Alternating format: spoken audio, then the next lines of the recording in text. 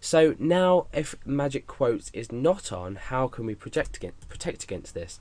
Let's turn magic quotes off and save our php.ini file and come into our XAMPP control panel and restart Apache once more. Okay, so let's now refresh and cause this SQL injection.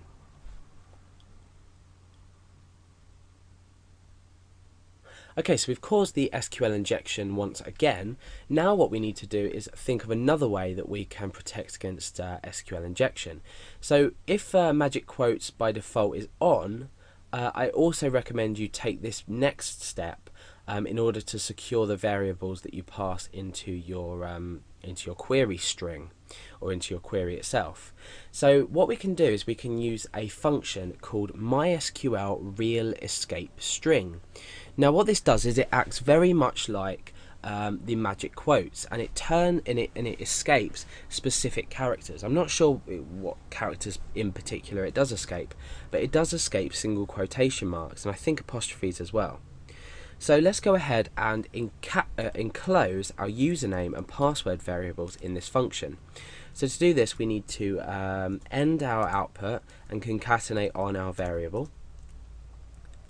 So you should be comfortable with doing this. We're just ending the output, concatenating on the variable, concatenating the end of the output on there.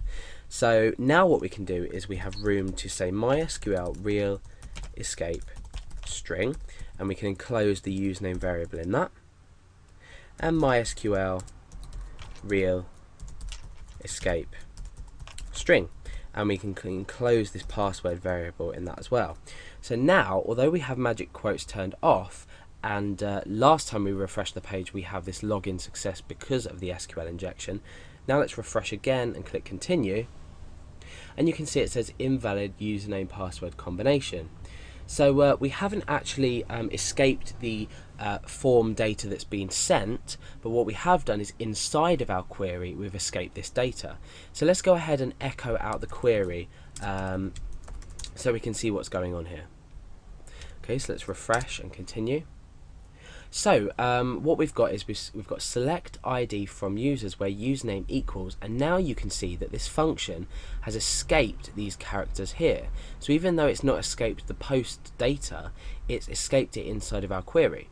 So it's highly recommended probably that you have magic quotes GPC on, and you also use this MySQL real escape string. Now there's another problem with our code. Let's just unescape these, and we'll return to our original state of this. Okay, so let's go ahead and not echo this query out, and we'll refresh. Okay, so we're back to the state that we have SQL injection possible. Now what we're going to do is we're going to make a small modification to how we check the number of rows in our database.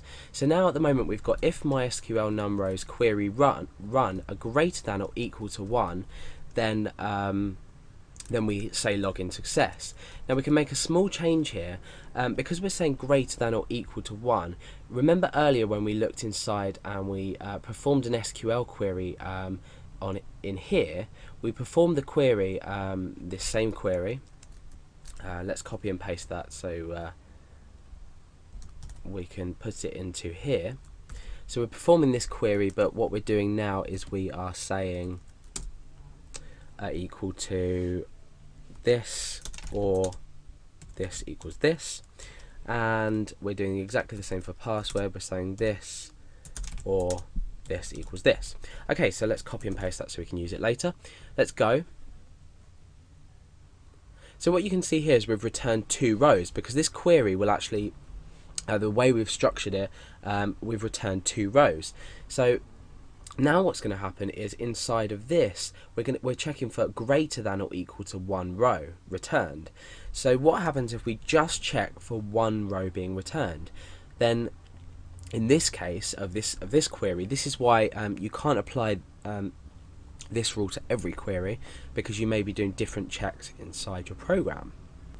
So with specific regard for my program, just changing this operator to is equal to we have to return only one row for login to succeed, because the nature of our database is that we're only ever going to return one row if the username and password match, because we're never going to have the same username in our database because of the way we program our user systems. You never find that on websites you have the same username twice. So therefore this will never ever return more than one row if done properly. So now just by changing this to equals 1, we can see that by refreshing, because we've returned 2 rows, it doesn't equal to 1, therefore it's an invalid username and password combination. However, when we supply it with the correct data, we return 1 row and we have a login success. So combining these three, this one's loosely related to my design only. So by using MySQL real escape string when passing variables through to a query that's being executed within PHP, so MySQL real escape string on that one as well, by doing that, by making sure you make the relevant checks inside once you've made your query, and also changing this magic quotes GPC to on rather than off, by using a combination of or the majority of these methods, and there are other methods so you can go away and research it, but hopefully you've taken away from this that doing all these three things can somewhat protect you against SQL injection.